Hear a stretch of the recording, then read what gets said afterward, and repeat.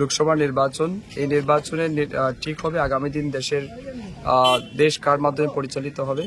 আমাদের বিশ্বাস, আমরা গণতান্ত্রিক অধিকার প্রয়োগ করেছি, দেশের মানুষ সবাই প্রয়োগ করছেন। আজকে পূর্ব ত্রিপুরা লোকসভা আসনে আমাদের ভোটাররা উৎসবের মেজাজে ভোট দিচ্ছেন, শান্তি সম্প্রীতির মধ্যে দিয়ে ভোটদান প্রক্রিয়া চলছে।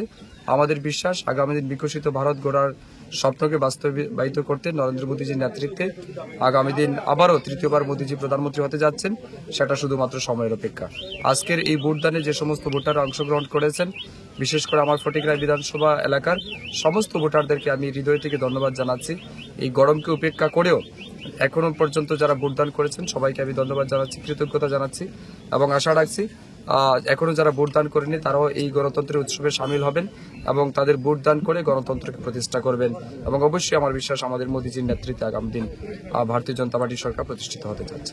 এখন পর্যন্ত তো বলা যাচ্ছে না, তবে এখন পর্যন্ত আমাদের ভোটের পার্সেন্টেজ যেটা রয়েছে এটা অত্যন্ত সন্তোষজনক এবং আমি মনে করছি এটা আমাদের হয়তো 80% উপরে যাবে আমাদের পূর্ব ত্রিপুরা লোকসভা আসনে।